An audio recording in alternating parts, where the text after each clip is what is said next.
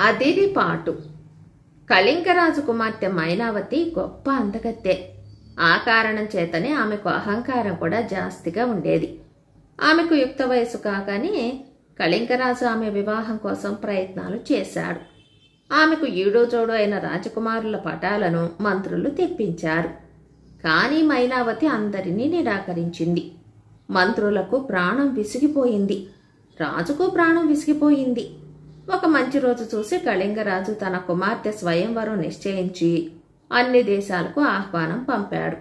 అందరు రాజులు ఒకచోట కూడితే మైనావతి తన భర్తను తానే ఏరుకుంటుందని, ఆ తర్వాత తనకు ఆమె భారం తీరిపోతుందని రాజు ఆశించాడు. స్వయంవరానికి దేశదేశాల రాజులందరూ వచ్చారు. జగదేక సుందరి అని ప్రసిద్ధిగన్న మైనావతిని పెళ్లాడాలని అందరికీ ఉబలాటంగానే ఉంది. సభాభవనంలో ఆగంతకులు ఆసనాలపైన బారులు తీరి కూర్చున్నారు. రాజకుమార్తె మైనావతి వచ్చి ఒక్కొక్కరినే చూసింది. ఒకడు లావుగా బస్తాలాగా ఉన్నాడని, ఇంకొకడు సన్నగా వానపాములాగా ఉన్నాడని, ఒకడు తెల్లగా సున్నపు దుత్తలాగా ఉన్నాడని, మరొకడు నల్లగా రాక్షసి బొగ్గులాగా ఉన్నాడని, వేరొకడు ఎర్రగా కందగడ్డలాగా ఉన్నాడని అందరికీ తలా ఒక పేరు పెట్టి నిరాకరించింది. చిట్ట చివర కూర్చున్న రాజకుమారుడికి ఏ వంక లేదు. అతను యువకుడు, చాలా అందంగా ఉన్నాడు. అయినా రాజకుమార్తె మైనావతి అదిరిపాటు కొద్దీ అతని మీసాలకేసి కాసేపు చూసి, ఈ మీసాల పోతు నాకు వద్దు అనేసింది. వచ్చిన రాజులందరూ తమ దారిన తాము వెళ్ళిపోయారు. కళింగరాజు ప్రాణం విసిగిపోయి తన కుమార్తెతో, నీ పొగరు అణుస్తాను, చూస్తూ ఉండు. ఈసారి మన ఇంటి ముందుకు వచ్చి నిలబడిన మొదటి బెచ్చగాడికో గాయకుడికో నిన్ను ఇచ్చి పెళ్లి చేసేస్తాను అన్నాడు. రాజు అన్నట్టుగానే మర్నాడు ఉదయం చీకటితోనే ఒక బెచ్చగాడు రాజుగారి దివాణ ద్వారం వెలుపల నిలబడి పాటలు పాడసాగాడు. వాడికి పెద్ద బవిరిగడ్డం ఉన్నది. ఒంటిన చింకిపాతలు వేసుకున్నాడు. వాడు పాట నిలపగానే రాజభటులు వచ్చి లోపలికి పిలుచుకుపోయారు. రాజుగారి పురోహితుడు క్షణంలో వాడి చేత రాజకుమార్తెకు తాళి కట్టించి పెళ్లి చేసేశాడు. మైనావతి ఏడ్చింది, రాగాలు పెట్టింది. రాజుగారి గుండె ఏమాత్రమూ కరగలేదు. పెళ్లి తంతు పూర్తిగా కాగానే ఆయన బిచ్చగాడితో, ఇదిగో ఈ ధనం తీసుకుని నీ పెళ్ళాన్ని వెంట పెట్టుకుని తక్షణమేటైనా వెళ్ళిపో. మీ ఇద్దరి ముఖాలు నాకు మళ్ళీ చూపించవద్దు అన్నాడు. జారిపోయిన గుండెతో మైనావతి తన భర్త వెంట బయలుదేరింది. దేవుడి దయవల్ల ఆ గడ్డంవాడు ఏమాత్రమూ మొరటు మనిషి కాడు. అది కొంతలో కొంత నయమని మైనావతి అనుకుంది. వారు కొంత దూరం వెళ్ళాక ఒక అడవి వచ్చింది. ఈ అడవంతా ఎవరి రాజ్యంలోది అని మైనావతి భర్తను అడిగింది. మీసాలపోత అంటారే, ఆ రాజుది అన్నాడు గడ్డంవాడు. తర్వాత వాళ్ళు ఎన్నో పొలాలు తోటలు దాటి ఒక చక్కని నగరం వచ్చారు. అవన్నీ మీసాలపోతు రాజుగారివేనని తెలిసినప్పుడు మైనావతి అతన్ని తన భర్తగా వరించినందుకు చాలా పశ్చాత్తాపపడింది. చిట్ట చివరికి ఇద్దరు ఒక పూరి గుడిసె దగ్గరికి వచ్చారు. నన్నెక్కడికి తీసుకొచ్చావేమిటి అన్నది మైనావతి ఆశ్చర్యంగా తన భర్తతో. ఇది నా ఇల్లు, ఇక నుంచి మన ఇల్లు అన్నాడు గడ్డంవాడు. చచ్చినట్టు మైనావతి ఆ గుడిసె అంతా శుభ్రం చేసి పొయ్యి వెలిగించి వంట చేసింది. గడ్డంవాడు వెదురు కోసుకొచ్చి దాన్ని చీల్చి బుట్టలటం నేర్పి ఆమెకు పని కల్పించాడు. ఆ పని మూలంగా ఆమెకు వేళ్లు నొచ్చాయి. పోని అయితే కుట్టు పని చెయ్యి అన్నాడు. ఆమె బట్టల చిరుగులు కుట్టింది. ఆ సమయంలో వేలికి సూది గుచ్చుకుని బాధ పెట్టింది. తన భార్య దుఃఖించటం చూడలేక గడ్డంవాడు ఆమెకు ఒక కుండల దొంతి ఇచ్చి, వీటిని తీసుకుపోయి అమ్ముకురా అన్నాడు. ఆమె వాటిని తీసుకుపోయి ఒకచోట పరుచుకుని అమ్మటానికి కూర్చునేసరికి ఒక వేటగాడు గుర్రం మీదుగా అటుగా వచ్చి ఆమెతో వేగంగా గుర్రం మైనావతి తెచ్చిన కుండలన్నిటినీ పప్పుగా తొక్కేసింది. మైనావతి ఏడుస్తూ తన భర్త వద్దకు వెళ్ళి జరిగినదంతా చెప్పింది. నీకు కుండల అమ్మకం కూడా అచ్చి రాలేదు. రాజుగారి వంటశాలలో నీకు పనేమైనా ఇస్తారేమో కనుక్కుంటాను. అక్కడ పనిచేస్తున్న వంట వాళ్లలో నేను ఎరిగిన వాళ్ళు కొందరున్నారు అన్నాడు గడ్డంవాడు మైనావతితో. ఇది అన్నిటికన్నా కూడా పెద్ద అవమానంగా ఆమెకు తోచింది. కానీ రాజుగారి వంటశాలలో పనిచేయక ఆమెకు తప్పలేదు. పగలల్లా అక్కడ పనిచేసి రాత్రి ఇంటికి వచ్చేటప్పుడు తన భర్తకు తినుబండారాలు వంటకాలు మూటగట్టి వడిలో పెట్టుకుని వచ్చేది. ఒక వారం ఇలా గడిచాక రాజభవనంలో పెద్ద అడావుడు సాగింది. రాజుగారికి పెళ్ళి అన్నారు. పెళ్లి కూతురెవరో ఎవరికీ తెలియలేదు. మైనావతి ఆ రోజల్లా పనిచేసి రాత్రి ఇంటికి బయలుదేరేటప్పుడు వంటవాడు చావడి అంతా దీపాలతోనూ తోరణాలతోనూ చక్కగా అలంకరించారు, చూసి వద్దాం అన్నాడు. ఇద్దరూ చావడికేసి వెళ్లారు. వాళ్ళు వాకిట నిలబడి తొంగి చూస్తూ ఉండగా ఎక్కడి నుంచో మీసాల పోతు వచ్చి, ఎవరి మనిషి, తొంగి చూసినందుకు ఒక నృత్యం చేసి మరీ వెళ్ళమను అన్నాడు వంటవాడితో కోపంగా. మైనావతి భయపడుతూ చావడిలోకి అడుగుపెట్టింది. రాజుగారు సంజ్ఞ చేయగానే వాద్యగాళ్లు పాట వాయించారు. మైనావతికి నృత్యం చేయటం చేతనవును. అందుచేత ఆమె తనకేమీ ఇష్టం లేకపోయినా విధి లేక నృత్యం ప్రారంభించింది. ఆమె నృత్యం ప్రారంభించగానే ఒడిలో కట్టుకున్న భక్ష్యాల పొట్లాలు అవి కింద పడ్డాయి. అందరూ గొల్లున నవ్వారు. మైనావతికి అవమానంతో దుఃఖం పొంగి వచ్చింది. రాజు ఆమె చెయ్యి పట్టుకుని అవతల తన గదిలోకి తీసుకుపోయి, విచారించకు, నన్ను గుర్తించలేదా? మీసాల పోతును, గడ్డం వాణ్ణి, నీ కొండలను గుర్రం చేత తొక్కించిన వేటగాణ్ణి నేనే. మీ నాన్నగారికి నేనని తెలిసే నిన్ను నాకు పెళ్లి చేశారు. అందుచేత నీకిప్పుడు జరిగిన నష్టం గాని వచ్చిన కష్టం గాని ఏమీ లేదు. మనిషికి అంత అదిరిపాటు పనికిరాదని తెలియజెప్పడానికే నేను మీ నాన్న కలిసి ఈ నాటకం ఆడాం అన్నాడు. అప్పటికే మైనావతి అదిరిపాటు అంతా అణగారిపోయింది. ఆమె తన భర్తతో సుఖంగా కాపురం చేసి అంత మంచి మనిషి మరొకటి ఉండదని అనిపించుకుంది. కథ సమాప్తం. చీనా దేశపు కథ. దాచిపెట్టిన వీలునామా. 500-600 సంవత్సరాల క్రితం చీనా దేశంలోని ఒక రాష్ట్రానికి నీషౌ చియన్ అని ఒక రాజప్రతినిధి ఉండేవాడు.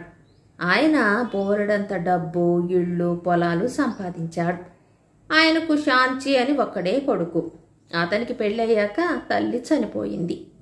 ఆ తర్వాత రాజప్రతినిధిని తన ఉద్యోగానికి రాజీనామా పెట్టి ఇళ్ళు పొలాలు చూసుకోసాగాడు. నాన్నగారు, మీరు పెద్దవారైపోయారు కదా, హాయిగా విశ్రాంతి తీసుకోండి, వ్యవహారాలు చూసే పని నాకు వదిలేయండి అన్నాడు షాంచి. నా బొందెలో ఊపిరుండగా నా వ్యవహారాలు మరొకరు చూడటమేమిటి అన్నాడు నీ. ఆయన అంతటితో పోనివ్వక కొడుకుకు ఏమాత్రమూ సహించరాని మరొక పని కూడా చేశాడు. ఆయన ఒకనాడు గ్రామం వెంబడి షికారుగా నడుస్తూ ఉండగా రేవు వద్ద బట్టలు చాడించుతూ ఒక యువతి, ఆమె అమ్మమ్మ కనిపించారు. ఆ పిల్ల పేరు మేయ్. ఆమెకు చిన్నతనంలోనే తల్లిదండ్రులు పోగా పేదదైన అమ్మమ్మ దగ్గర పెట్టుకుని సాకుతున్నది. మేయ్కి ఇంకా ప్రధానం జరగలేదు. ఆమెను చూసేసరికి నీకి ఎంతో ముచ్చటయ్యింది. ఆయన ముసలావిడితో మాట్లాడి ఆ పిల్లను తనకిచ్చి పెళ్లి చెయ్యమని, అలా చేసినట్టయితే ఆ ముసలమ్మ బతికి ఉన్నంతకాలము సుఖంగా పోషిస్తానని, పిల్ల కూడా గొప్ప ఇంటి యజమానురాలై పదవి పలుకుబడి కలది అవుతుందని చెప్పాడు. ఈ మాటలకు ఆ ముసలమ్మ సంతోషించింది. మేయ్ అభ్యంతరం చెప్పలేదు. మేయ్ని వయసు మళ్ళిన నీ పెళ్లాడేసి తన ఇంటికి తెచ్చుకున్నాడు. మేయ్ వయసులో చిన్నదైనా దొడ్డ బుద్ధి కలదని నీ సులువుగా గ్రహించాడు. అయితే ముసలితనంలో తండ్రి చేసుకున్న పెళ్లి షాంచీకి గాని అతని భార్యకు గాని నచ్చలేదు.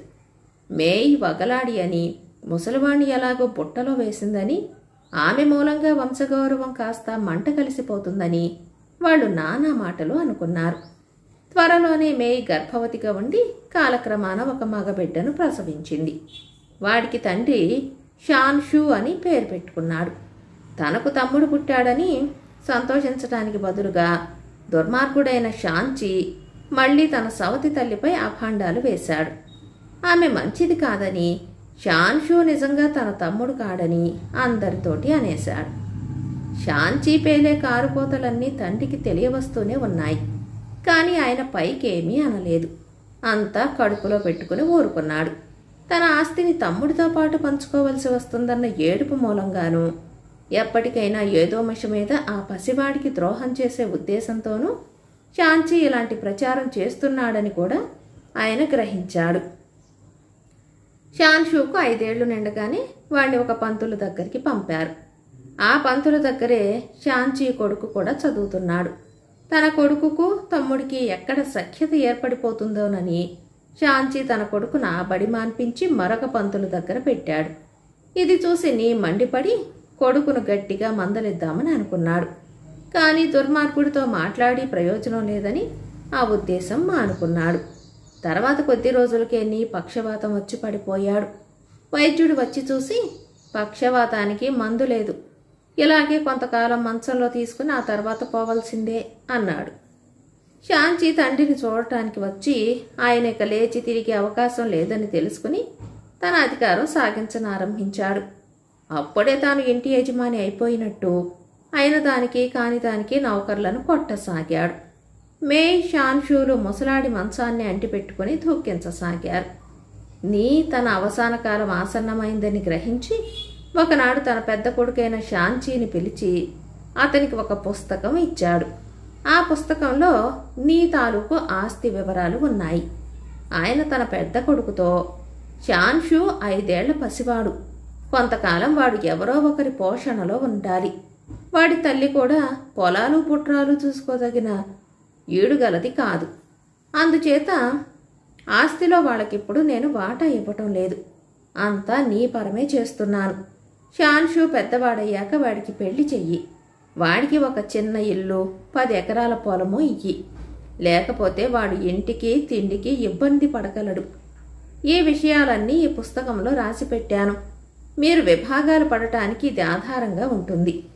నా 2వ భార్య తిరిగి పెళ్లాడగోరే పక్షంలో పెళ్లాడని, విధవరాలుగా ఉండిపోయి తన కొడుకు వెంటే ఉండిపోతానంటే నువ్వేమీ ఒత్తిడి చెయ్యకు.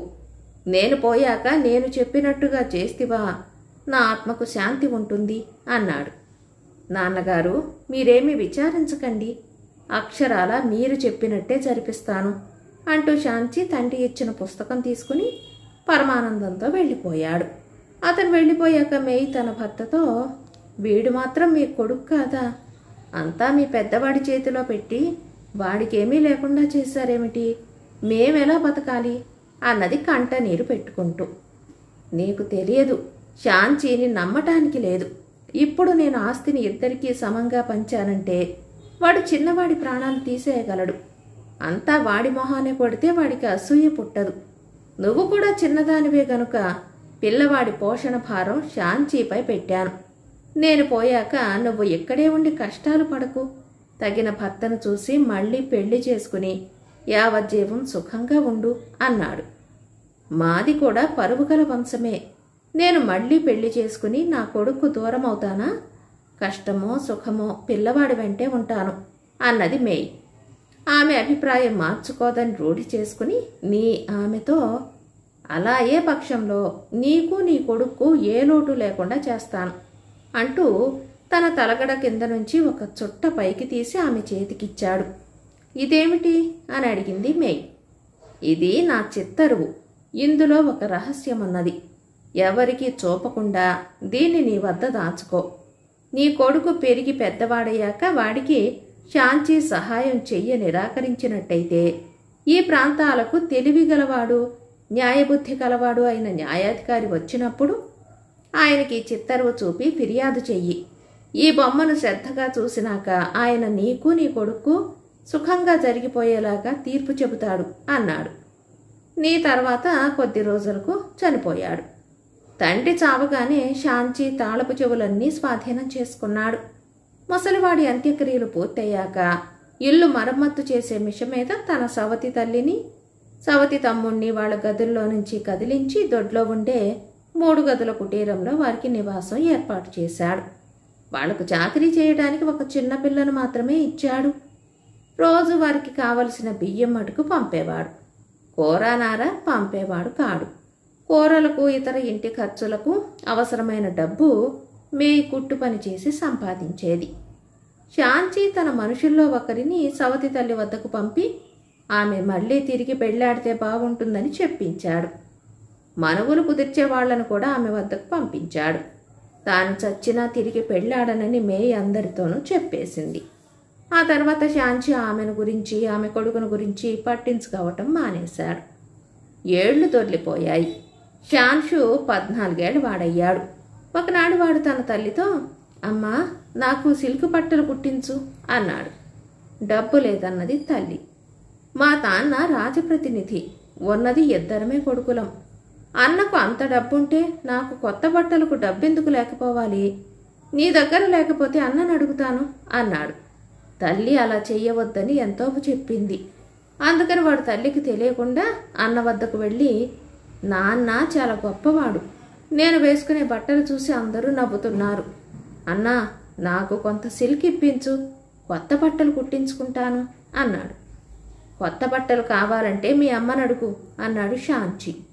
ఆస్తి చూస్తున్నది నువ్వే కదా, మా అమ్మ కాదే అన్నాడు షాన్షు. వేధవా, నువ్వు బట్టలు అడగవచ్చావా? భాగం అడగవచ్చావా? ఆస్తి నాది, నా పిల్లలదీను, మధ్య నువ్వెవడివి అంటూ తమ్ముడి నెత్తిన గట్టిగా మొట్టాడు షాన్చి. నెత్తి బొప్పి కట్టి ఏడుస్తూ కుర్రవాడు తల్లి దగ్గరికి పోయి జరిగిన సంగతి చెప్పాడు. వెళ్ళవద్దనంటిని కదా, నీకు జరగవలసిందే అంటూ తల్లి తన కొడుకు తల నిమిరి తన కన్నీళ్లతో తడిపింది. తర్వాత ఆమె షాన్చికి క్షమాపణ చెప్పి రమ్మని దాసిని పంపుతూ, తెలియక కుర్ర వెధవ అన్న మాటలకు కోపం తెచ్చుకోవద్దు అని చెప్పి పంపించింది. అయినప్పటికీ షాన్చి కోపం చల్లారక మర్నాడు ఉదయం తన బంధువులను అందరినీ పిలిపించి మే షాన్షుల ఎదుట వారితో ఇలా అన్నాడు. పెద్దలందరూ చిత్తగించాలి. షాన్షును అతని తల్లిని పోషించటం నాకిష్టం లేదనుకోకండి. వాళ్లను వెళ్ళగొట్టాలనే ఉద్దేశం కూడా నాకు లేదు. కానీ నిన్న షాన్షు వచ్చి నాతో ఆస్తి గురించి తగాదా పెట్టాడు. ఇప్పుడే ఇలా ఉంటే ముందేం చేస్తాడో చెప్పలేం. అందుచేత వారికి మీ అందరి ఎదుట మా నాన్నగారు రాసిపెట్టిన ప్రకారం వంతు ఇచ్చేస్తాను. తూర్పు వైపున ఉన్న ఇల్లు, 29 కుంటల పొలము ఇక నుంచి వారిది. నాన్నగారు వీలునామాలో రాసింది తూచా తప్పటం లేదు. ఎందుకు మీరే సాక్షులు అంటూ తనకు తండ్రి ఇచ్చిన పుస్తకం చూపాడు. ఇందుకు అందరూ సమ్మతించారు. కొందరికి ఇది అన్యాయమని తోచి కూడా అభ్యంతరం చెప్పక, చేతనైన వాడెవడు తండ్రి ఆస్తి తింటూ కూర్చోడు. కష్టపడి పనిచేసేవాడికి కరువుండదు. ఏమీ లేకుండా జీవితం ఆరంభించి లక్షాధికారులైన వాళ్ళు ఉన్నారు అన్నారు. తర్వాత తల్లి కొడుకులు తమకున్న కొద్ది సామాన్లతో తూర్పు ఇంటికి వెళ్ళిపోయారు. అది చాలా పాత ఇల్లు. చాలా గదులు కురుస్తాయి. 1-2 మంచి గదులు శుభ్రం చేసుకుని వారు వాటిలోనే కాలక్షేపం చేయసాగారు. వారి వంతు వచ్చిన భూమి కూడా వట్టి పర్ర. పంటలు పాడైన ఏడు అందులో నుంచి చల్లినన్ని గింజలు కూడా రావు. కొద్ది కాలం గడిచింది. వాళ్ళుండే గ్రామానికి ఒక కుశాగ్ర బుద్ధి అయిన న్యాయాధికారి కొత్తగా వచ్చినట్టు మేయికి తెలిసింది. ఆ గ్రామంలో కొంతకాలం క్రితం ఒక దర్జీవాణ్ణి ఎవరో హత్య చేశారు. దర్జీవాడి భార్య గ్రామంలోని ఒక మనిషి పైన హత్యానేరం మోపి పాత న్యాయాధికారి వద్ద ఫిర్యాదు చేసింది. ఆ న్యాయాధికారి ఆ ఆరోపణను నమ్మి ముద్దాయికి మరణశిక్ష విధించాడు.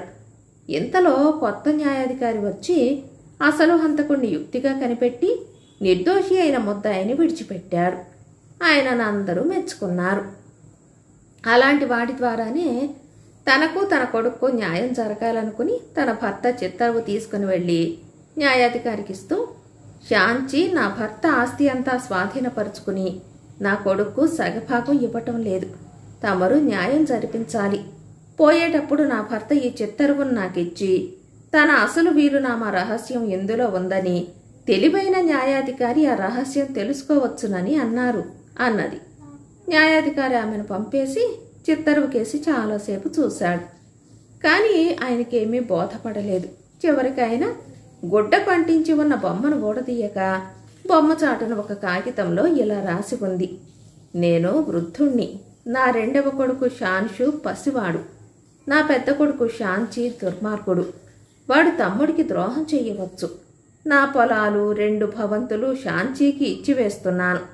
తూర్పున ఉన్న ఇల్లు షాన్షుకు చెందవలెను.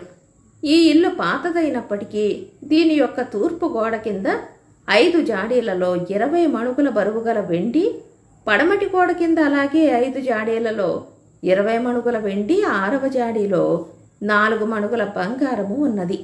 భూమికి ప్రత్యామ్నాయంగా ఈ వెండి బంగారాలు నా చిన్న కొడుకైన షాన్షుకు చెందవలెను.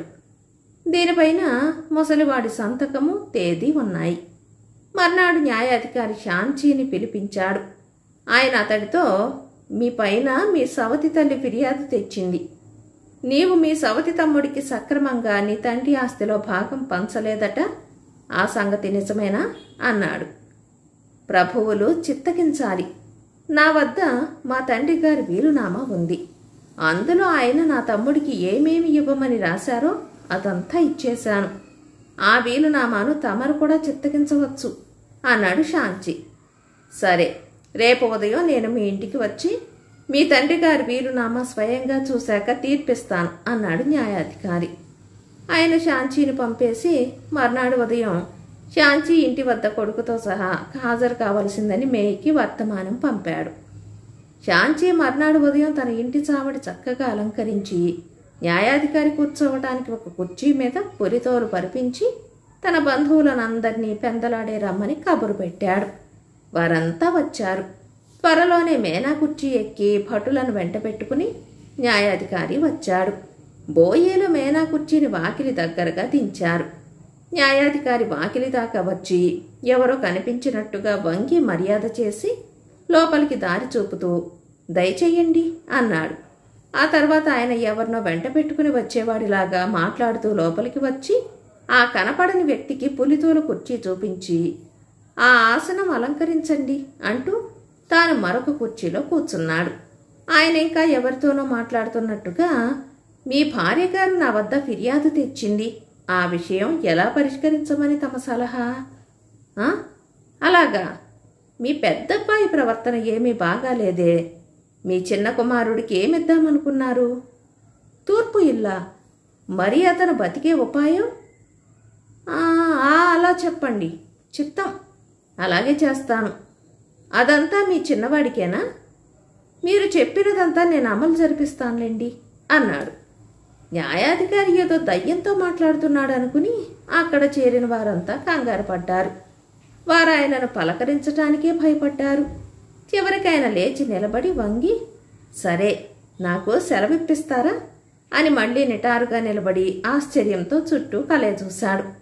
తర్వాత ఆయన శాంచీకేసి తిరిగి, ఇప్పుడు నాతో మాట్లాడుతున్నారు, ఇంతలో మీ నాన్నగారు ఎటు వెళ్ళారు?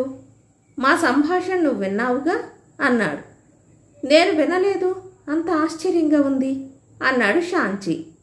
ఎత్తు మనిషి, కోలమొహం, దవడ ఎముకలు ఎత్తుగా ఉంటాయి, బాదంకాయ కళ్ళు, పొడుగాటి కనుబొమ్మలు, పెద్ద చెవులు, పలచని తెల్లగడ్డం, అధికారులు ధరించే టోపీ పెట్టుకున్నారు, నల్లటి బూట్లు, ఎర్రని లుంగి, నడుముకు బంగారు పట్టి పెట్టుకున్నారు. ఆయన రాజప్రతినిధి నీయేగా అన్నాడు న్యాయాధికారి. బతికొండగా అచ్చు అలాగే ఉండేవారు అన్నారు బంధువులు.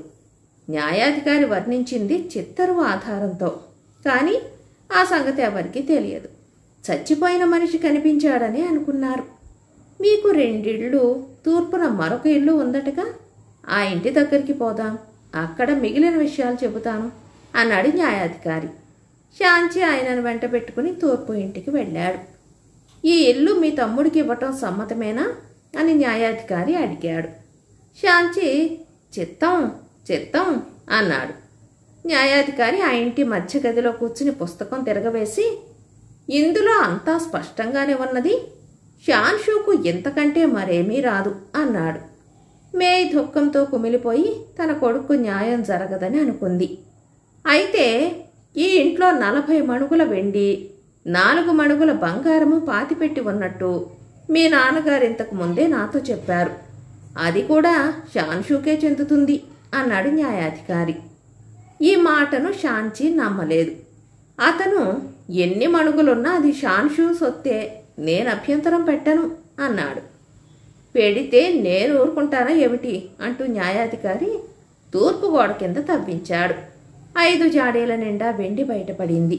అలాగే పడమటి గోడ కింద తవ్వగా మరో 5 జాడీలలో వెండి, 6వ జాడీలో బంగారము బయటపడింది.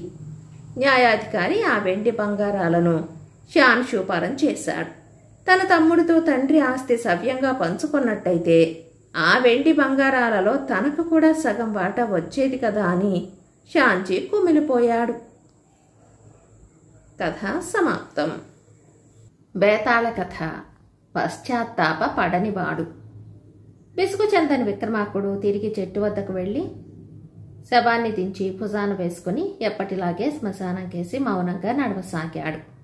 అప్పుడు శవంలోని బేతాళుడు, రాజా, ఈ పని పైన వేసుకున్నందుకు ఇప్పటికైనా నీవు పశ్చాత్తాప పడుతున్నావా? నీవు కాశ్మీర వర్మలాగా పశ్చాత్తాప పడటం చేతగాని వాడివి కావనుకుంటాను. తెలియకుండా ఉండటానికి కాశ్మీర వర్మ కథ చెబుతాను విను అంటూ ఈ విధంగా చెప్పసాగాడు. వెనకటికి కపిస దేశంలోని పురుషపురంలో కాశ్మీర వర్మ అని ఒక యువకుడు ఉండేవాడు. అతను బాగా చదివిన పండితుడు, కానీ నిరుపేద. పండితులను ఆదరించే దాతలు లేని కారణం చేత అతను తస్కరులతోనూ తాగుపోతులతోనూ జోదగాళ్లతోనూ చేరి దొంగతనాలు చేసి పొట్టపోసుకోవలసిన స్థితి ఏర్పడింది. సాధారణంగా చదువుకున్న వారు అలాంటి నీచులతో స్నేహం చెయ్యలేరు, వారితో చేరిపోలేరు. కానీ కాశ్మీర వర్మకు అలా బతకటం స్వాభావికంగానే కనిపించింది. అతనికి ఆత్మీయులెవ్వరూ లేరు. కానీ పండితుడుగా అతన్ని ఎరిగిన వాళ్ళు అతను జీవించే పద్ధతి చూసి అసహ్యపడి ఎప్పుడైనా తమ ఇళ్లకు పిలిచి భోజనం పెట్టడం కూడా మానేశారు. అందుకు కాశ్మీర వర్మ విచారించలేదు. ఒక నడి శీతాకాలపు రాత్రి కొందరు దొంగలు శ్మశానానికి సమీపంలో ఊరి వెలుపల ఉన్న ఒక పాకలో చేరి తాగారు, జోదాలాడారు. వాళ్ళు ఇళ్లకు పోవటానికి కూడా లేకుండా బయట విపరీతంగా మంచు పడుతున్నది. కాశ్మీర వర్మ కూడా అక్కడే ఉన్నాడు. జోదమాడే దొంగలలో ఇద్దరికి తగాదా వచ్చింది. ప్రతిసారి పందెం ఒకడే గెలవటం చూసి రెండోవాడికి కోపం వచ్చింది. గెలిచినవాడు వికటంగా నవ్వాడు. ఆవేశంలో రెండోవాడు బాకు తీసి గెలిచిన వాడిని గుండెల్లో పొడిచేసరికి వాడు కాస్త చచ్చాడు. హత్య జరిగేసరికల్లా దొంగలు మంచును కూడా లక్ష్య పెట్టకుండా ఎవరి ఇళ్లకు వారు చారుకున్నారు. చివరకు పాకలో కాశ్మీర వర్మ శవము మిగిలారు. ఈ హత్య ఊరికే పోదు. ఇందుకుగాను ఎవరో ఒకరు ఉరి స్తంభం ఎక్కుతారు. ఇక్కడే నిలిచిపోతే నేనే ఉరి స్తంభం ఎక్కవచ్చు. ఇక్కడ ఉండటం క్షేమం కాదు. నాకు అప్పుడే చావాలని లేదు అనుకుని కాశ్మీర వర్మ గుడిసె తలుపు మూసి నగరంలోకి నడవసాగాడు. అయితే అతనికి వెళ్లేటందుకు ఏ ఇల్లు లేదు. నగరంలో తెల్లవారిందాకా ఏ ఎరిగిన పాత స్నేహితుడి ఇంటనైనా జొరపడదామని అనుకున్నాడు. ఎవరో ఒకరు పడుకునేటందుకు కాస్త చోటివ్వకపోతారా అని అతని ఉద్దేశం. ఆ చలిలోనూ మంచులోనూ పడి నగరపు వీధుల వెంట నడుస్తూ గస్తీ వాళ్ళు వచ్చినప్పుడు ఏ వీధి పక్క చావడిలోకి వెళ్లి దాక్కుంటూ కాశ్మీర వర్మ తాను పూర్వం ఎరిగిన ఒక మిత్రుడి ఇంటికి వెళ్లి తలుపు తట్టాడు. కొంచెం సేపయ్యాక లోపలి నుంచి ఎవరు వారు అని ప్రశ్న వినిపించింది. నేను కాశ్మీర వర్మను. కాస్త తలుపు తీస్తే తెల్లవారిందాకా పడుకుని నా దారిన పోతాను అన్నాడు కాశ్మీర వర్మ. లోపలి నుంచి జవాబు రాలేదు. మంచులో కాళ్ళీడ్చుకుంటూ కాశ్మీర వర్మ నగరం ఇంకొక మూల ఉన్న ఇంకొక ఇంటికి వెళ్ళాడు. అక్కడ అతని పేరు విన్నాక లోపలి వాళ్ళు తలుపు తెరవలేదు. మనుషులు ఎంత నీచులు! అంతంత ఇళ్లున్నాయి, కట్టుకుపోతారా? చావటానికి సిద్ధంగా ఉన్నవాడికి కూడా ఎంత తిండి పెట్టరు. చలిలో బిగదీసుకుపోయేవాడికి కొద్ది ఘడియల సేపు పక్కా కంబళి అరువియ్యరు అనుకున్నాడు కాశ్మీర వర్మ. అతనికి చలితో పాటు అలసట, ఆకలి కూడా పట్టుకున్నాయి. త్వరలో తాను ఇంత తిండి తిని వెచ్చగా పడుకోకపోతే తెల్లవారేసరికి తాను బతికి ఉండనని అతనికి తోచింది. ఈ శీతాకాలపు చలికి ఇల్లు వాకిలి లేని అనాథలు ఎందరో చావటం అతను చూస్తూనే ఉన్నాడు. అతనికి అలా దిక్కులేని చావు చావాలని లేదు. మర్యాదగా ఎవ్వరూ తనకు ఆతిథ్యం ఇవ్వరు. దొంగతనంగా ఏ ఇంటనైనా ప్రవేశించి వంటింట్లో ఏమైనా దొరికితే తిని ఏదో ఒక మూల కొంచెం సేపు వెచ్చగా పడుకుందామని అతను నిశ్చయించాడు. అందుకు అనువైన ఇల్లు అతనికి ఎదురుగానే కనిపించింది. అందులోకి ప్రవేశించటం అంత కష్టంగా ఉండేటట్టు లేదు. ఇల్లు సంపన్నులదే. వంట పాత్రలలో బోలెడంత భోజనం మిగిలిపోయి ఉండవచ్చు. వెళ్ళిపోయేటప్పుడు చేత పట్టుకుపోవటానికి వెండి సామగ్రి కూడా దొరకవచ్చు. ఆ ఇంట్లోకి ఎటు నుంచి ప్రవేశిద్దామా అని అతను వీధిలో తచ్చాడుతూ ఉండగా లోపల ఎక్కడో ఒక మూల దీపం వెలుగుతున్నట్టు అతనికి తెలియవచ్చింది. ఈ నిశిరాత్రి వేళ ఈ చలిలో ఈ ఇంటి వాళ్ళు హాయిగా పడుకుని నిద్రపోక ఏమని మేలుకున్నారు అని అతను విసుక్కున్నాడు. తర్వాత అతనికి ఒక ఆలోచన వచ్చింది. లోపల మనుషులు మేలుకునే ఉన్నారు గనుక దొంగలాగా ప్రవేశించే కన్నా ఇంట్లోకి దొరలాగే ప్రవేశిద్దామనుకుని అతను వీధి వాకిలి తలుపు తట్టాడు. ఇంటి యజమాని వచ్చి తలుపు తీశాడు. ఆయన కొంచెం వయసు మళ్ళినవాడు, కానీ మనిషిలో అధికారి లక్షణాలున్నాయి. ఏమెంత పొద్దుపోయి తలుపు తట్టారు అన్నాడు ఆయన. చలికి చచ్చిపోతున్నాను, ఆకలి దహించి వేస్తోంది అన్నాడు కాశ్మీరవర్మ. లోపలికి దయచేయండి అంటూ ఇంటి యజమాని అతన్ని భోజనశాలకు తీసుకువెళ్ళాడు. ఆయన ఇంట్లో ఆయన తప్ప ఇంకెవ్వరూ లేరు. అందుచేత ఆయనే స్వయంగా అతనికి భోజనం పెట్టాడు.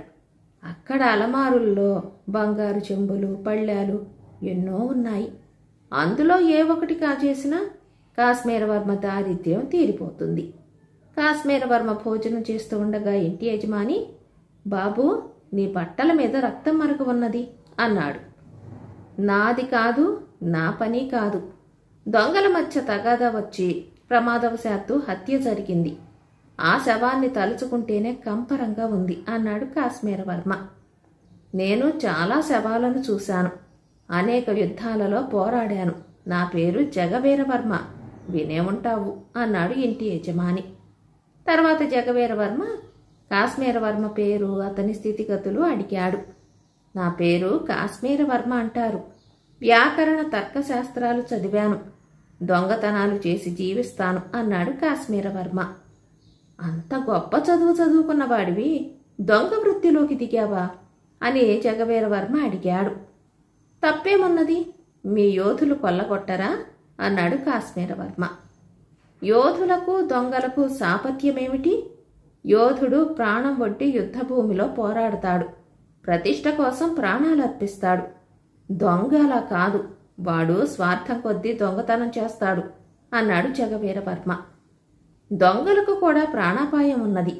పైపెచ్చు వారు యోధుల్లాగా ఆత్మరక్షణ కోసం అవతలి వాళ్లను చంపటానికి యత్నించే అవకాశం లేకుండానే ఊరి స్తంభం ఎక్కాలి అన్నాడు కాశ్మీరవర్మ. కానీ సైనికులు ప్రజలను రక్షిస్తారు, దొంగలు ప్రజాకంటకులు అన్నాడు జగవీరవర్మ కోపంగా. అది కేవలం అపోహ. ఏ పల్లెటూరి రైతునైనా అడగండి, వాడికి సైనికులంటే ఎక్కువ భయమో దొంగలంటే ఎక్కువ భయమో మీకే తెలుస్తుంది. దొంగ ఉన్నవాడి దగ్గర ఇంత తిండి దొంగిలిస్తాడు, సైనికులలాగా తన మాన ప్రాణాలు అపహరించడు అన్నాడు కాశ్మీరవర్మ. నన్ను చూడు, సైన్యంలో ఉండి నేనెంతో డబ్బు కీర్తి గడించాను. అందరూ నన్ను గౌరవిస్తారు. ఇది కావాలని నేను అన్నట్టయితే ప్రజలు నా కోరిక వెంటనే తీరుస్తారు. నువ్వు చూడు, బేకారివి, ఇల్లు వాకిలి లేదు, తిండి లేదు, గౌరవం లేదు. వేటగాళ్ళు వెంటబడిన నక్కకు నీకు తేడా లేదు అన్నాడు జగవీరవర్మ. కాశ్మీరవర్మ భోజనం పూర్తి చేసి, అయ్యా, మీకు నాకు ఉన్న తేడా అంతా డబ్బులోనే ఉంది. మీ డబ్బు నాకుంటే నేను మహాయోధుణ్ణి అయ్యేవాణ్ణి. నాలాగా డబ్బు లేకపోతే మీరు దొంగతనాలకు దిగేవారు. దొంగలకు మానవత్వం ఉండదనుకోకండి. మీరు నన్ను లోపలికి పిలిచి అన్నం పెట్టినందుకు మీకు ఎంతో కృతజ్ఞుణ్ణి.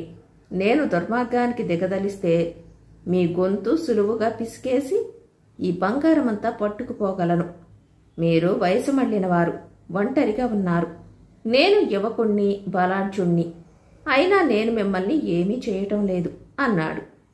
ఈ మాటలకు జగవీరవర్మ మండిపోయింది. ఆయన గొంతెత్తి, నీచుడా, నీకు మనుషుల మధ్య గల అంతరం కూడా తెలియదు. నీ పాండిత్యం దేనికి కాల్సనా?